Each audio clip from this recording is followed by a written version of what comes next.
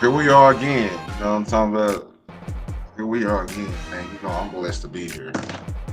You know, I just got something on my mind, on my spirit. You know what I'm saying? Shout out to everybody who stopping by. Shout out to everybody who, you know, like to hear what I'm saying, or like the way that my mind works. Your mind probably works the same way. You know, when I make these shows, it's not to entertain as much as to educate. Maybe a little bit of both. But this is just an extension of me as a human being. You know what I'm saying? Trying to provide a lens to others on how I see certain shit.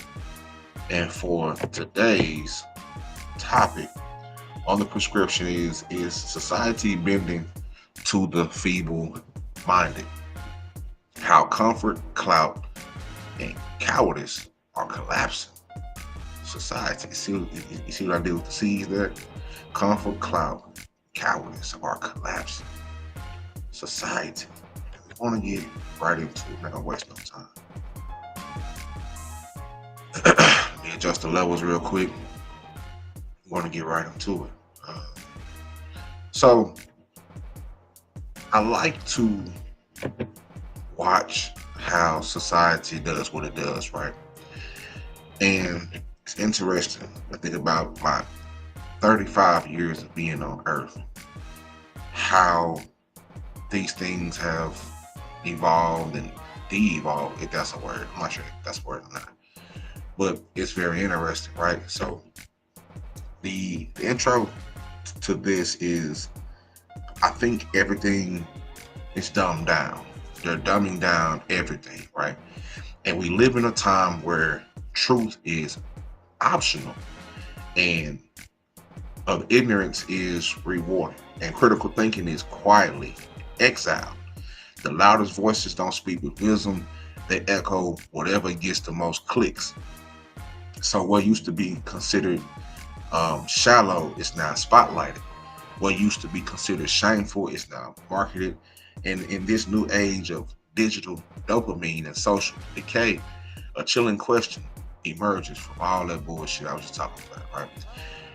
And that question is, are we building a world that caters to the weakest minds while alienating the strongest ones? So we got four things that I really want to key in, or really five things, and it's one in particular that I want to zoom in on. You know, I want to zoom that lens on, but we'll get to that. All right, the first thing that I want to key in on is comfort over clarity, right? Comfort is the new currency, in my opinion. It used to be time and attention. I think right now it is shifted to comfort. You know, comfort, if it's not taking over the currency for attention, is damn near close, right? Um, Challenging ideas is too offensive, nuance too complicated, and we've been trained to avoid discomfort at all costs, even if that discomfort means rejecting truth, rejecting reality, or growth, right? The educational systems are being stripped of rigor, and public discourse is sanitized. Safe spaces have turned into padded cells of intellectual fragility.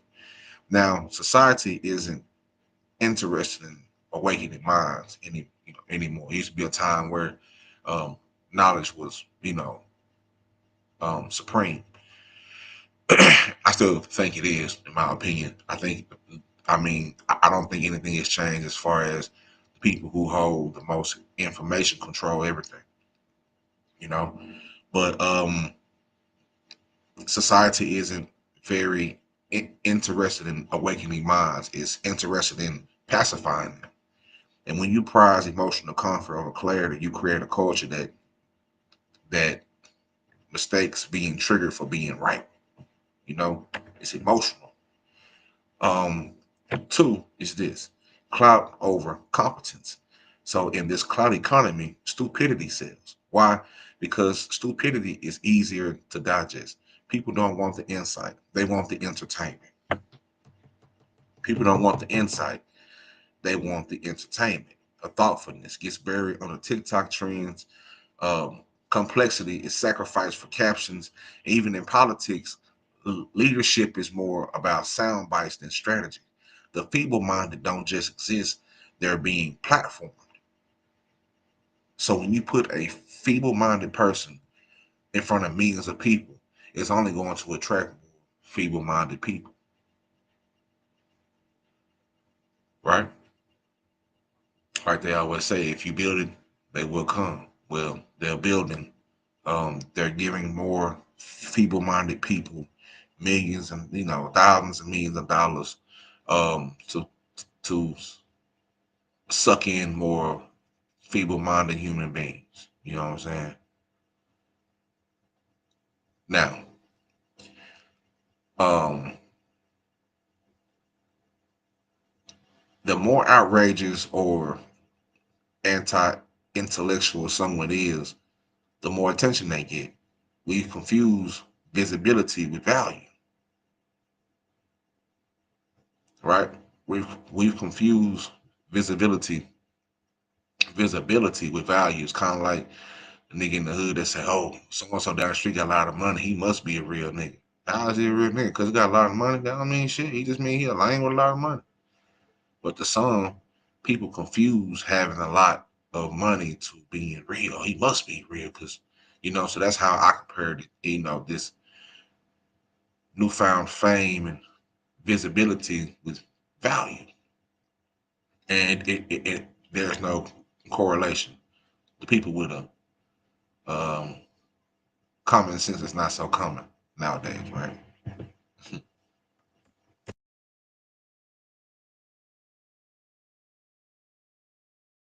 Now, um, three is cowardice in high places, institutions, schools, media, even religious and spiritual circles are afraid to stand firm, and they tiptoe around hard truth. They rather not offend than educate. This cowardice isn't compassion; it's compromise. And instead of lifting the collective intellect, society often lowers the bar to avoid backlash. And in doing so, um, we create um, we create what am I looking for now? Um, echo chambers. We create the echo chambers where people are never challenged, just coddled. A lot of grown ass people, like people being coddled. You know what I'm talking about? So it's not that people are incapable of growth; it's that society no longer demands it.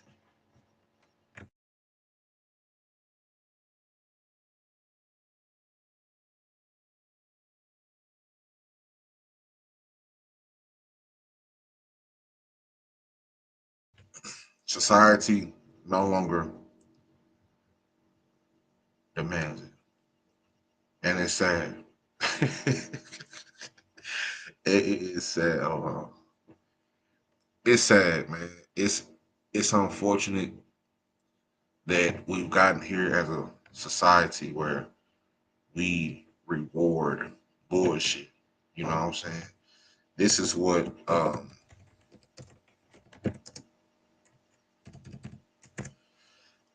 this is what I had some visuals right here.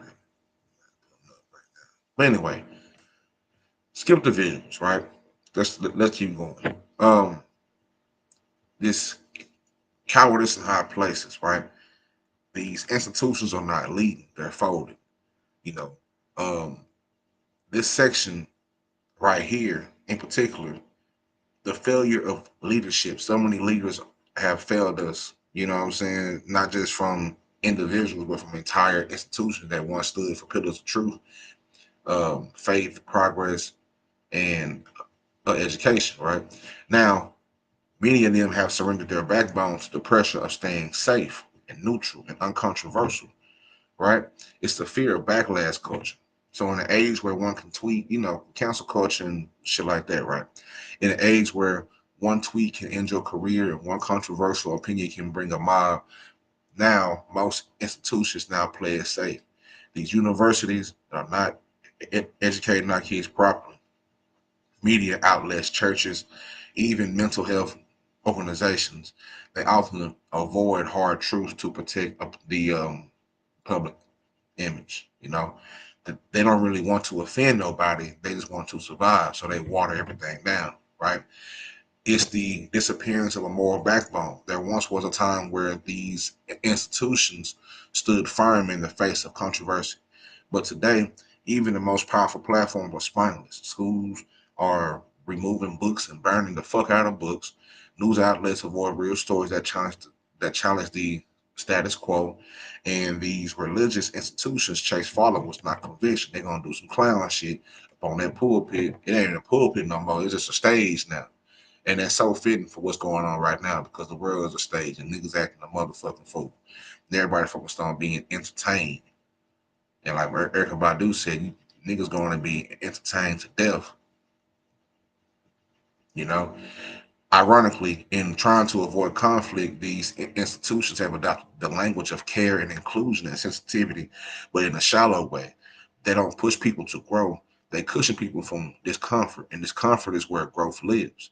And when society treats emotional fragility like strength, it creates generations that fear being challenged. That compassion without courage becomes cowardice in disguise. And um, also the institutional truth, no, the institutional, um, the institutional betrayal of people, right? The tragedy is this: the people who need bold leadership the most, young people, marginalized communities, free pinkers, uh, independent thinkers, not free pinkers. I don't know what free pinkers is. I'm gonna just say Paul just in case. Paul is case that's a thing. What free pinkers is. I don't know what that is, but I meant to say independent thinkers, are being portrayed by silence, right? And they're being coddled instead of prepared. They're being sold comfort instead of equipped with wisdom. And when the people look up hoping for guidance, what do they see? Silence, sponsorships, and sanitized truth. When high places go quiet, low places get louder, right?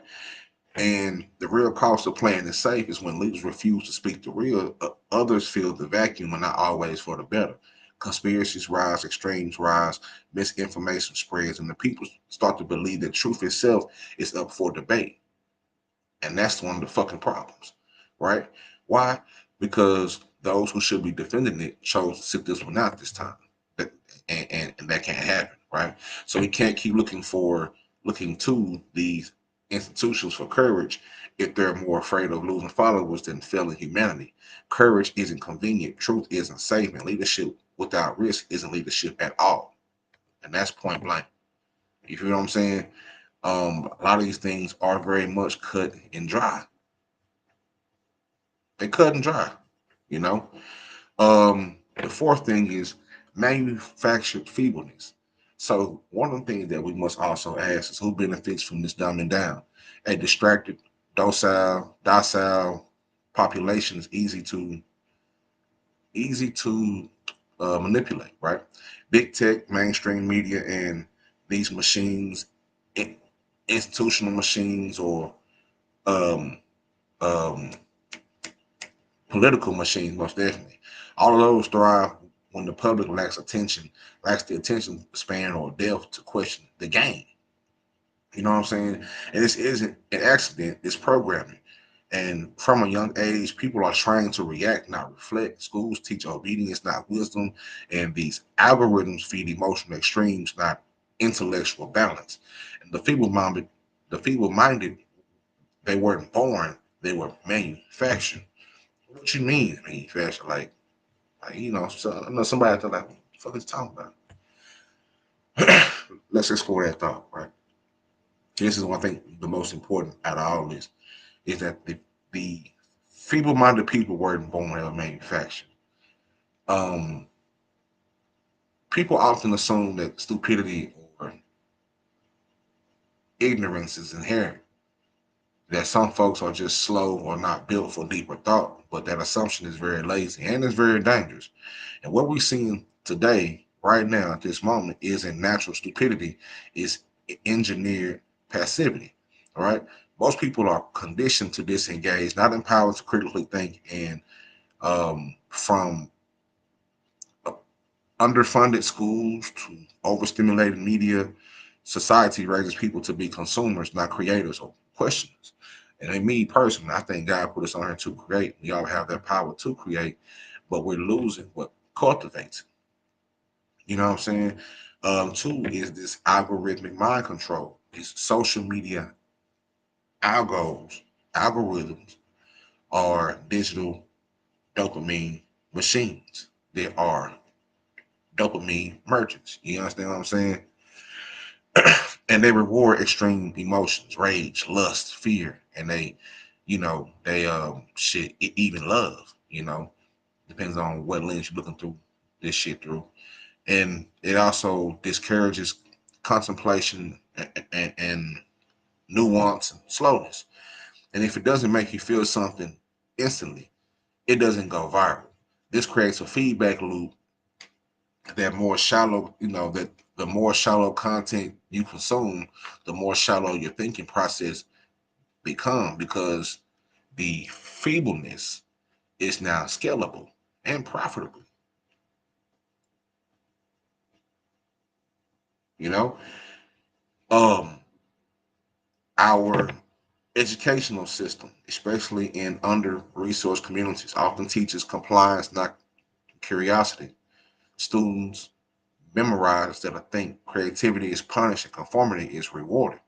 And these kids grow up trained to follow orders and check boxes and not ask why. By adulthood, most are intellectually sedated and emotionally disconnected. One of the most important questions my pops always told us was ask why. Ask why. You know what I'm saying? On the Animaniacs, it used to be a little girl, I think her name was Elmira. And whenever somebody would say something, she used to be like, why? Why? You know what I'm saying? And at the time, like, goddamn, shit annoying, but why not ask why? Why just take what they give you? If you don't understand it, why not ask a question to understand it even more? You understand what I'm saying? So, like I said, it's not that people don't care, it's that they've been trained not to question, you know? Then we got this society that emotionally coddles people while intellectually starving them. Trigger warnings, over clean language. Niggas is using shit like, instead of saying kill now on social, on everything, niggas saying, oh, uh, niggas are saying, what's niggas saying? Unalive, yeah. That shit sound worse than kill. Just say they killed that man. He's unalived. Ask yourself where that unalived came from. That term, it didn't come out of nowhere. And who's setting that standard for that to be said other than just saying kill? Because if you ask me, that shit sound worse than just saying kill. You know what I'm saying? But that's here nor there. Probably why we ain't big as we want to be right now. You know what I'm talking about? Because we just don't, certain shit, yeah, it is what it is. We'll make it our own way. We're making it in our own way as well. So the rejection of difficult truths in favor of vibes. People are treated like they're fragile by default, and that fragile mindset becomes a self-fulfilling prophecy. And when we teach people that they can't handle truth, they eventually are going to believe it. So this mass feebleness, not exodus, mass feebleness serves power. Big tech profits from attention addiction. Media outlets profit from emotional outrage cycles, and politicians benefit when voters can't see through performative lies.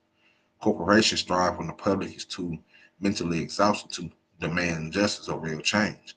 So the key point about that is the weaker the mind, the stronger their control. You know, and this ain't by a this shit is not by um it's not by coincidence, right? And it's not by an accident either. It's somewhat of a blueprint. You feel me? And if society feels dumber, weaker, and more divided, it's because it was designed to be. But once you realize that feebleness was manufactured, you can start to unlearn it. And that's when the real revolution begins. You understand what I'm saying? That's when it really begins. You feel me? The resistance raising the frequency, you know, that's what it's about. Not everyone's asleep. There's a quiet resistance growing. People are reclaiming their attention, sharpening their discernment, and choosing death in a shallow world. The unplugging and unlearning and rebuilding mental and spiritual strengths. You know, this is the tribe that we need. This is what we need in our society. Like, this is what we have to have, you know, to fight this. This is a war. If you think you're not in war, then shit, you're probably on the wrong side. You know, we need thinkers. Or if you think you're not in war, you probably be they call that shit. Collateral damage. That's probably who you are. If you think you're at war, you probably in collateral damage. This is the tribe that we need. We need thinkers, questioners, creators, and spiritual warriors who won't bend. Because we don't raise the frequency, this default setting will be decay.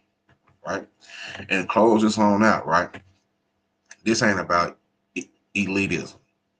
It's all about elevation. You feel me? This shit ain't about shaming people. It's not about acting superior. I know some niggas out there gonna be on say, oh, he think you better than everybody because you read a book. Nah, my nigga, you missed the whole point. The point is this. This isn't about shaming people. This isn't about acting superior. It's about confronting a real cultural crisis. We are at war with mediocrity right now. You understand what I'm saying? People who think are at war with mediocrity. I almost fucked it up, but I got it back. Beat that. All right, we're at war. And right now, mediocrity is winning. It's whooping ass. It's putting belt to like the young nigga. They putting belt to ass right now. Mediocrity is putting belt to ass right now. Out here. Look around. Look on your book. I mean, not your book. Some of them ain't looking at books. Look at your phone. Look at the TV. Look at your computer. Anything digital. Just look at the ads. Look at the people that they putting in front of you. Look at who they make famous. How the fuck you gonna compete with Shamal? Shamal getting all the views. You know what I'm talking about?